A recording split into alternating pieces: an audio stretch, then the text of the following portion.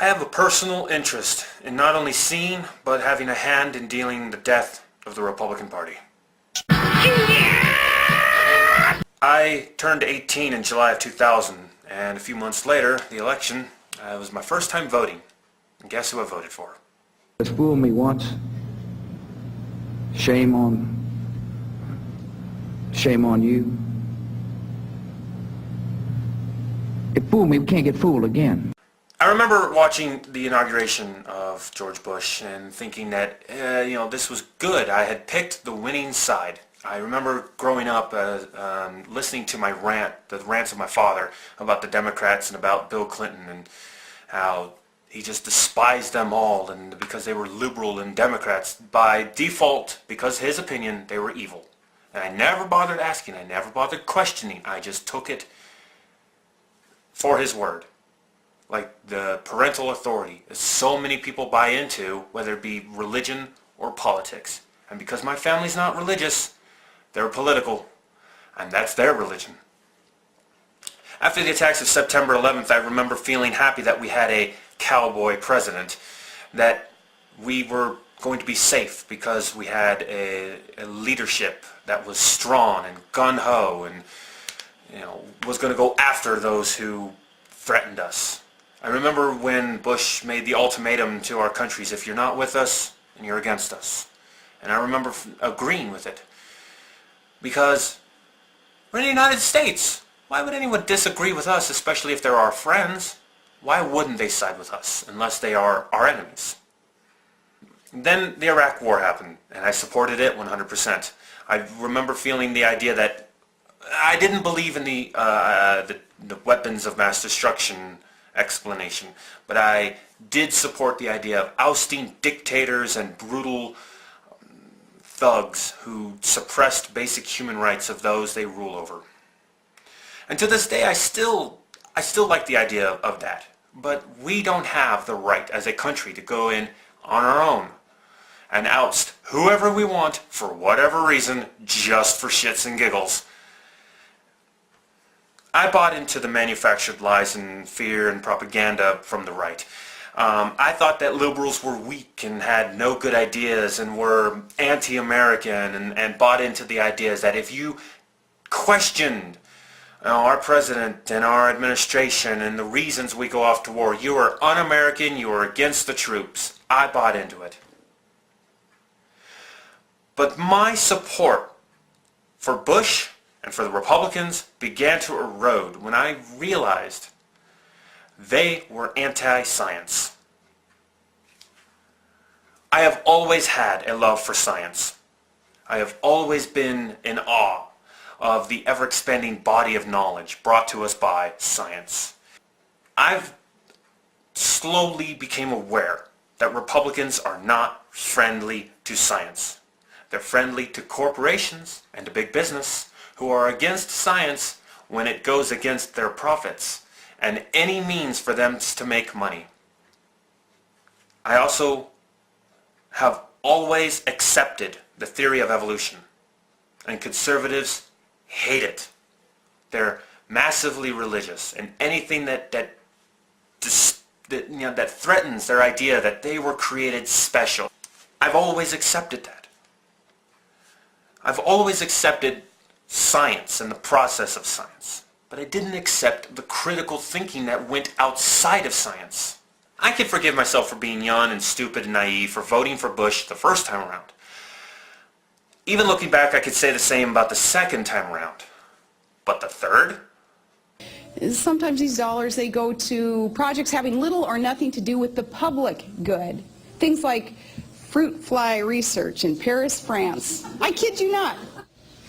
Except there's nothing to kid about in the work being done at the University of North Carolina, which is not in France, whereby studying fruit flies, researchers have discovered that a certain protein is required for nerve cell functions to form and function properly, a discovery that may lead to advances in understanding autism.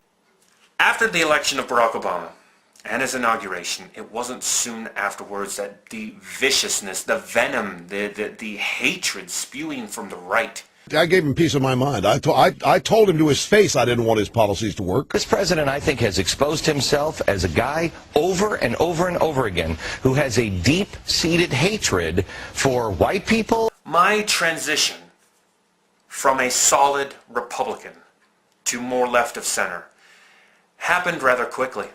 It happened within only a few months. In the first few months after Obama's presidency, the start of his presidency, I began to see that, in fact, he was a pro-science president. He was a pro-choice, pro-critical thinking, pro-environment president. I pride myself on being a critical thinker, on thinking for myself, and coming to my own conclusions based on reason and evidence, but the right doesn't value critical thinking or evidence. The anthropogenic gases, CO2, methane, are not the major cause of global warming, or if global warming really exists, explain that to the people in Oklahoma. We had the largest snowstorm in the history of Marches. We could concede the science, even though the science is not there. For over the last year, we've been first-hand witness to the tactics of propaganda and hate issued by those on the right. All the smears against our president, and all the lies against his legislation and those things he brings forth, like healthcare. Hurry up and die. Death panels. Death panels in healthcare reform. Now that the healthcare is passed, Republicans have nowhere to go, nothing to stand on except calling for the total repeal of the Patient Protection and Affordable Care Act, a bill to reinstate the denial of health insurance for people with pre-existing conditions, a bill to reinstate insurance companies' right to drop you when you get sick, even though you've been paying your premiums, a bill to reinstate the Medicare donut hole. Seniors, start cutting those pills in half again. Republicans think you're not paying enough for your drugs. And hey, you 22-year-old on your parents' insurance, because of these reforms, Republicans are campaigning to get you kicked off that insurance. So my interest in seeing the death of the Republicans as a viable political entity in this country comes from my own unwillingness to question. It comes from so many of those that I know who stick to their ideology like it's a religion. It comes from those It comes from seeing a very vocal, angry, and racist minority.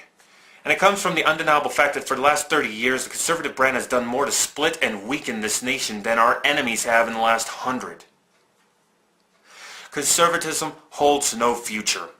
I know this. I hope that someday enough people like myself can wake up and realize this. It is stagnant. It means to go no further, to not come into the future, to not progress, to drag its heels, kicking and screaming, while the rest of us walk toward the future.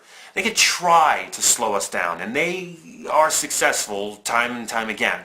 But this nation has to continue to move forward, or we stagnate and die. We are losing our spot at #1 in too many areas for us to continue this petty political bullshit. We have to move on. We have to leave them behind. Our president has done more than extend the hand of friendship to the right, has listened to their ideas, has welcomed them into the debate. And they continue to kick and scream and act like they aren't being allowed into the playground. Fuck them. I am tired of the Republican Party. They are done for. Healthcare is passed, and what have they got? Nothing. I may have wasted the last 3 votes in the last 3 elections, but never again. And I hope that I can do my little part in spreading whatever word I can of critical thinking, of reason, and of civility in bringing into this debate. Because they've got nowhere to go. But when it comes to voting and siding with that other side, all I can think of is this. It fooled me, we can't get fooled again.